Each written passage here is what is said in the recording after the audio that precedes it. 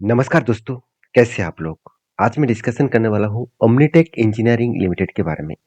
देखिए ओमनीटेक engineering limited basically एक engineering company है। इसके ऊपर आज मैं डिस्कशन इसीलिए करूँगा क्योंकि कंपनी का आईपीओ का डेट फाइनली आ चुके हैं। कंपनी के सारे डिटेल्स आ चुके हैं, तो एक-एक करके सारे डिटेल्स मैं आपके साथ शेयर करूँगा। तो ओमनीटेक इंजीनियरिंग लिमिटेड एक इंजीनियरिंग कंपनी है। तो कंपनी का जो बिजनेस मॉडल्स है आप यहाँ पे देख सकते हैं। प्रिसिशन मशीन्स सर्विसेज के ऊपर काम करते हैं। आप यहाँ पे देख सकते हैं मशीन का जो काम है वही कंपनी करते हैं। जैसे कंपनी जिस जिस फील्ड में काम कर रहा है, इंजीनियरिंग, एनर्जी फील्ड में, मोशन कंट्रोल फील्ड में, ऑटोमेशंस के ऊपर, इंडस्ट्रियल इक्विपमेंट सिस्टम के ऊपर, साथ ही साथ मेटल फॉर्मेट्स के ऊपर। तो जिस फील्ड में कंपनी काम करे उस फील्ड में आज जितना डिमांड है फ्यूचर में और भी ज़्यादा डिमांड बढ़ने वाले हैं। तो कंपनीज के जो मेनली बिजनेस है उस बिजनेस में कंपनी बनाते क्या है? आप देख सकते हैं जो गियर शिफ्ट है, मतलब जो गियर पिनियन है वही कंपनी बनाते हैं जिसका हर टाइम में ज़रूरत पड़ता है। उसके साथ साथ इस तरीके से कुछ मतलब प्रोडक्ट्स मटेरियल्स कंपनी बनाते हैं। देखिए इस तरीके से रिंग गियर इस तरीके से शिफ्ट जो है वो ही कंपनी बनाते हैं। तो कंपनी का मोटा-मोटी एक व्यूज़ आपको देखने को मिला, मोटा-मोटी कंपनी इसके बारे में जानकारी आपको मिला। अभी चलो मेन मुद्दे पे आते हैं कि कंपनी का बिज़नेस किस तरीके से चल रहा है। देखिए अगर मैं कंपनी का बिज़नेस में थोड़ा-सा ओवरव्यू आपको यहाँ पे डालूँ, तो ध्यान से देखेंगे, तो ये एक इंजीनियरिंग कंपनी है। देखिए Omnitech Engineering is a manufacturing and engineering solutions company that specialize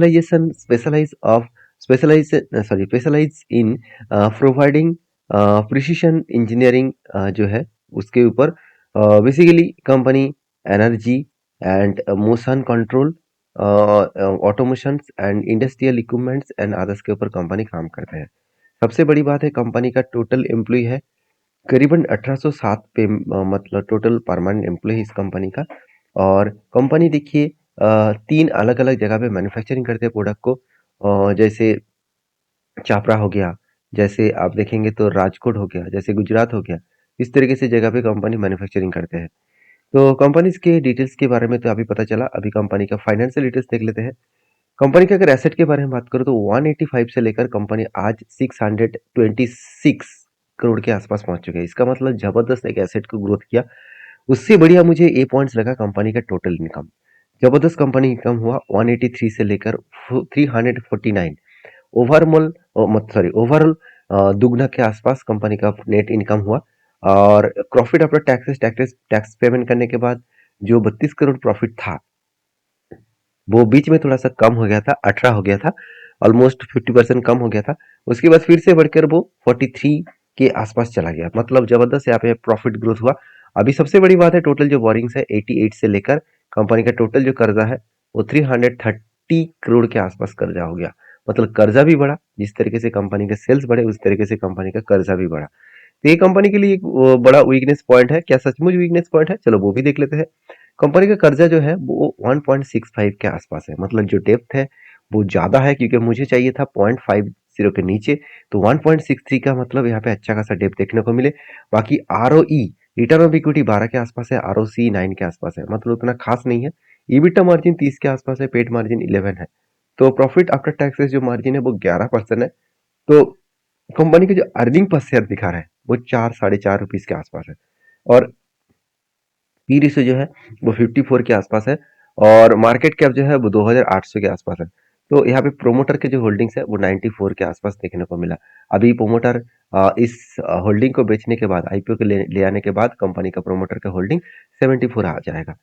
तो देखिए पॉइंट ऑफ बेसिस में बात करूं तो कंपनी का परफॉर्मेंस उतना भी खराब नहीं है और उतना भी अच्छा नहीं है। अगर मैं इस फील्ड में बाकी कंपनीज को देखूं तो जैसे आजाद इंजीनियरिंग 14 के आसपास अर्निंग पर शेयर है। साथ ही साथ उनमें का 17.5 है, पीटीसी का 41 है, साथ ही साथ एमटर के 17 है। और मतलब आप देख सकते हैं डायनामेटिक के 63 है। इसका मतलब बाकी सारे कंपनी का अर्निंग पर शेयर बहुत तगड़ा है। उस जगह पे कंपनी का खुद का अर्निंग पर शेयर बहुत कम है। और एक बात मुझे अच्छा लगा कंपनी का जो वैल्यूएशन है, अगर मैं वैल्यूएशन कंपनी के पी से देखूँ तो 54 के आसपास है।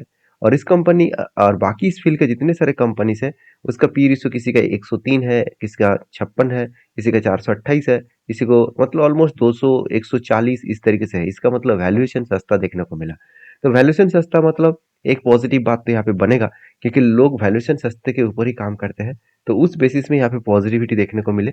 बाकी इस कंपनी का आईपीओ ले आने का मेन मकसद जो है वो repayment and prepayment in full और पार्ट टाइम के हिसाब से आउटस्टैंडिंग बोरिंग्स देखने को मिला। इसका मतलब कंपनी खुद की मतलब जो कर्जे है उसको मिटाने के लिए 50 करोड़ यूज मतलब उस पैसे को यूज करेगा। इसका मतलब कंपनी 50 करोड़ यूज भी करे तो फिर भी 300 करीबन करीबन 20 करोड़ के आसपास अभी भी कर्जा रहेगा, वो भी ज्यादा है। तो ज्यादा पैसा कर्जा मिटाने के लिए यूज करना चाहिए था। तो setting up new project new factories लगाने के लिए 132 करोड़ लगाएगा, और जो सेकंड प्रोजेक्ट है उसको लगाने के लिए 100 करोड़ यूज करेगा। साथ ही साथ फंडिंग टूवर्ड कैपिटल एक्सपेंडिचर के लिए 18 करोड़ को यूज करेगा। तो ओवरऑल 302 करोड़ के आसपास कंपनी पैसे को यूज करेंगे। तो मुझे यहाँ पे जो लगा, जो डेटा देखने को मिला, उस डेटा के अकॉर्डिंग मुझे लगता है कि कंपनीज के और भी कुछ ज्यादा पैसा बिजनेस में इन्वेस्ट करना चाहिए था। मगर कंपनी ने यहाँ पे क्या किया, चलो वो भी मैं आपको बता देता हूँ। कंपनी ने टोटल 483 करोड़ बिजनेस के आईपीओ के माध्यम से ऊपर लेके आए, मतलब आईपीओ के माध्यम से वो ले आना चाहते हैं। और उसमें से 418 करोड़ बिजनेस में इन्वेस्ट होगा, 165 करोड़ प्रोमोटर के जेब में जाएगा। अच्छी बात यह है कि प्रोमोटर के जेब में ज्यादा पैसा नहीं जा रहा है, बिजनेस के ऊपर ज्यादा पैसा इन्वेस्ट हो रहा है। और आईपीओ का जो डेट मेंशन किया गया है वो ध्यान से देखेंगे तो 25 तारीख ओपनिंग होगा और 27 तारीख इसका लास्ट डेट है, और अलॉटमेंट होगा 2 तारीख, और इसका रिफंड मिलेगा 4 तारीख। तो क्रेडिट हो जाएगा 4 तारीख, और लिस्टिंग डेट होगा 5 तारीख। देखिए देखिए मैंने सारे डिटेल्स आपके साथ शेयर किया, सिर्फ एक डिटेल्स को छोड़कर। वो डिटेल्स क्या है, वो है कंपनी के ग्रे मार्केट प्रीमियम। अगर मैं कंपनी का ग्रे मार्केट प्रीमियम देखूं तो 6 के आसपास से साढ़े 6 के आसपास इसका ग्रे मार्केट प्रीमियम चल रहा है। तो उतना भी खराब नहीं है, फिर भी देखा जाएगा, अभी भी दिन बाकी है। क्योंकि आज जब मैं वीडियो बना रहा हूँ, आज से लेकर देखा जाए तो अभी भी मतलब 7-8 दिन बाकी है। तो मुझे लगता है 7-8 दिन में अच्छा खासा एक ग्रे मार्केट प्रीमियम देखने को मिल सकता है। तो कंपनी के मोटा मोटी परफॉर्मेंस ठीक ठाक है मुझे लग रहा है। बाकी आपको क्या लग रहा है जरूर कमेंट्स करना। वीडियो अच्छा लगे तो लाइक करना, इस तरीके से अपडेट पाने के लिए जरूर फॉलो करना। और हाँ, इसके ऊपर और मैं एक डिटेल्स वीडियो जरूर लेके आऊंगा। इसका लास्ट डे, मतलब आईपीओ में अप्लाई करने का लास्ट डे में एक और वीडियो लेके आऊंगा। उस दिन आपको पता चलेगा कि कंपनी इसका फाइनली अपडेट क्या है, क्योंकि इसका ग्रे मार्केट प्रीमियम के साथ साथ सब्सक्रिप्शन कितना हुआ है वो भी जानना बहुत जरूरी है, क्योंकि सब्सक्रिप्शन के ऊपर ही कंपनी का परफॉर्मेंस देखने को मिलेगा। आई होप वीडियो में जानकर आपको अच्छा मिला होगा। अगर मिला है तो चैनल को फॉलो करना। मिलते हैं नेक्स्ट वीडियो में। धन्यवाद।